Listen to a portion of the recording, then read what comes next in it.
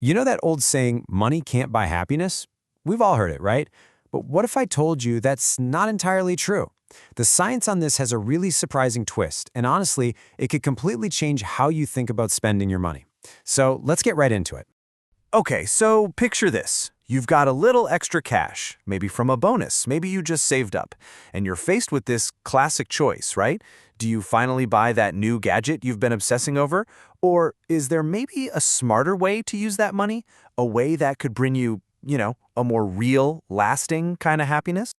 Seriously, think about it for a second. The last time you bought something you really wanted, could be a new phone, a cool pair of sneakers, whatever. Just try to remember, how did you feel in that exact moment? It felt awesome, right? There's that rush, that hit of excitement and satisfaction. And look, that feeling is totally real. But what if I told you that feeling isn't actually happiness? I mean, that's why the whole money can't buy happiness thing feels kind of wrong in that moment, doesn't it? So what is actually going on inside our brains when we click buy on something new? Well, this brings us to something called the dopamine deception. It turns out that high you get from a new purchase, it's not real, lasting happiness. It's more like a clever little trick our brain plays on us.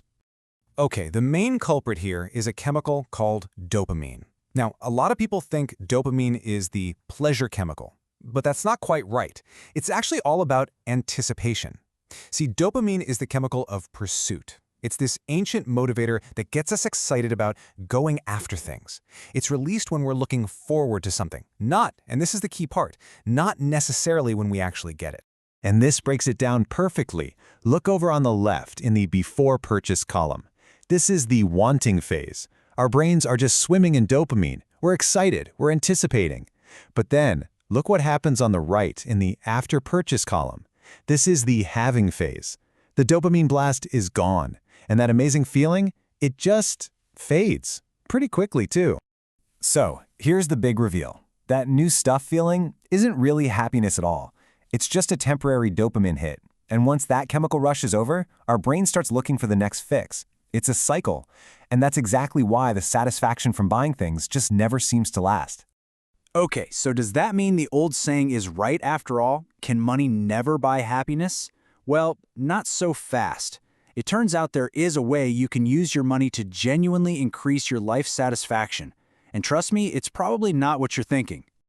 So let's get to the good stuff, the solution. The science points to a much smarter way to spend our money for actual well-being. And it's this. Instead of buying things, we should be buying time. And look, this isn't just some feel-good idea. It's backed by real science. A major study from the Proceedings of the National Academy of Sciences, or PNAS, actually put this whole theory to the test.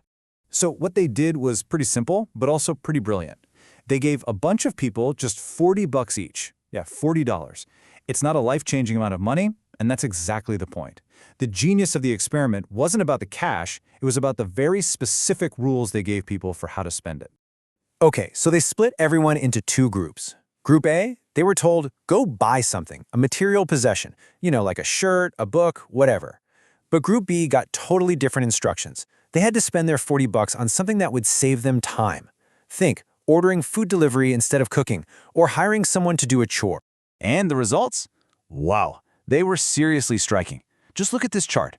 The group that bought time, that's the bar on the right, they reported being way happier than the group that bought stuff. I mean, the difference is crystal clear. And get this, they were a full point happier on a 10-point scale. Now, a single point might not sound like a game changer, but in the world of well-being research, a 1-point jump is absolutely massive. It's a huge boost in life satisfaction, and all it took was using $40 to get out of doing a task they didn't enjoy. So this brings us to the real big picture takeaway here. It was never really about the $40, was it?